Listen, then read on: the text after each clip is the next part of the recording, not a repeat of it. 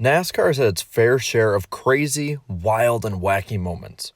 While we've seen crazy moments, crazy stories, and just plain crazy all-around atmosphere at races, I'd say and argue that there may not be much that could compare or beat out a race like the 2007 LifeLock 400 at the Kansas Speedway. Kansas, to this point in time, hadn't really been exactly the most eventful of tracks in comparison. A close finish in 2004 and a fuel mileage crawling Tony Stewart victory the year before in 2006 topped the list for most remembered races at the mile-and-a-half facility. It was a far cry from the championship wildcard race that this year's edition would become. In 2007, the chase for the NASCAR Nextel Cup had expanded from 10 to 12 drivers, and it had come with an extremely close championship battle. Jeff Gordon came in as the points leader, but only by 2 points over Tony Stewart, 4 over Jimmy Johnson, and 10 over Kyle Busch. Clint Bowyer was only 18 back. Carl Edwards trailed by 28, Martin Truex Jr. by 46, and Jeff Burton by only 75. Overall, the top 11 were within one race of points out of the lead. This race would be pivotal on who would continue on to compete for the 2007 championship. For this windy September day, the rain was in the area as well. It may have had to be a race to the halfway point. So, as the green flag flew under the overcast skies, the intensity immediately ramped up. Unfortunately, they only made it to lap 13 before mist brought out a yellow flag, and the mist would intensify into rain and eventually bring out the red flag. Luckily, the red flag didn't last for relatively too long, and before the fans knew it, the cars were back on the track, and this would lead to the first major incident of the race. This car and the car tomorrow, the bumpers lined up perfect, and it looks like Junior just gave him just a little tap coming down the straightaway to kind of help pick his speed up, and it lifted the back of his car up, and he just flat lost control of it. It's like a snowplow. Gets under the back of the car and just lifts the rear wheels right off the ground, Andy. What's going on here? Junior's using that top lane. He's got all that. The fact that it was Dale Earnhardt Jr. crashing Kyle Busch was especially intriguing due to the events of the 2007 silly season off the track. Dale Jr. had announced in May of 2007 that he was leaving his father's team in DEI, and only a month and a half later, he announced that he would be driving for Hendrick Motorsports in 2008. And after some time of having to decide between Casey Mears and Kyle Busch, Hendrick eventually let go of Busch, who would later sign with Joe Gibbs Racing for 2008. Unsurprisingly, Busch and Earnhardt saw different perspectives of the Kansas situation.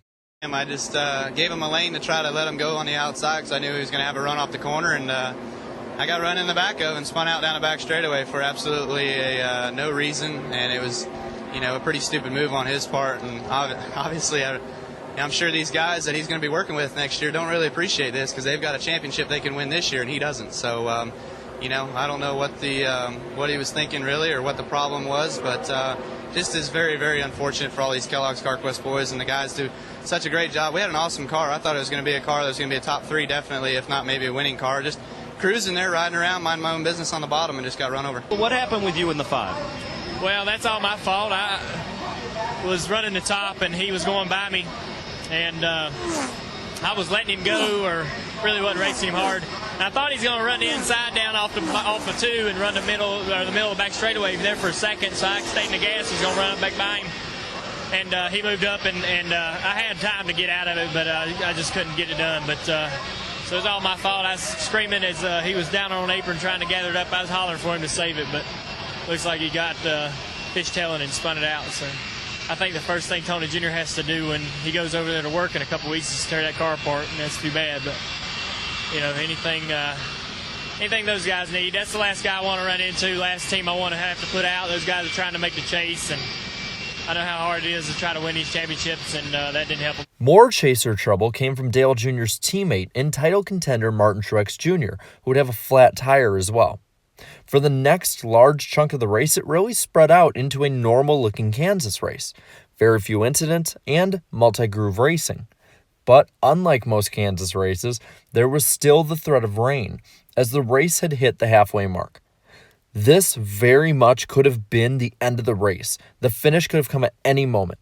Kurt Busch was forced to pit, and after he pitted, the lead would go to Tony Stewart. Quickly after that, a lightning strike near the track brought out the yellow flag, and then the rains brought out the red. It looked as though Tony Stewart would steal the win and grab the points lead all in one moment. But over this red flag, there was no real admittance that the race would be called. The race stoppage lasted for more than 4 hours, though, but the race would restart in the 156th lap. And with this restart, NASCAR had also announced that the race would be shortened, though, from 267 laps to 225. The Kansas Speedway was one of 11 Cup tracks at the time that did not have lights set up. This meant that daylight was an issue and that it was quickly closing in. The race would restart with now 70 to go. This led to the next turn into this wild and wacky changing race that it was becoming. Oh, contact. Schrader is sideways. Gilliland is in it. The 1 car of Truex, the 17 car of Kansas. Mark Martin getting his car woed down. These guys were 3 wide off the corners on a real green racetrack. Probably pretty slick. And look at this. We've took out 1, 2 of the chase contenders already. These 2 chasers were not the first and would not be the last of the championship contenders who would be hit hard by this race. This morning, he felt that things are good, and Tony Stewart is in trouble. Oh, Tony Stewart, what everyone hoped would not happen, and he has trouble, and he gets the 99 car involved. Man, I tell you, that was just a bad decision right there. Leave him out there. I was worried about that. 10th caution flag today, and Tony Stewart has had a bad day go to worse, and not a great day now for the 99 car because he was caught in that. Just before this wreck, Greg Biffle had taken the lead from Kevin Harvick, giving him control of the race.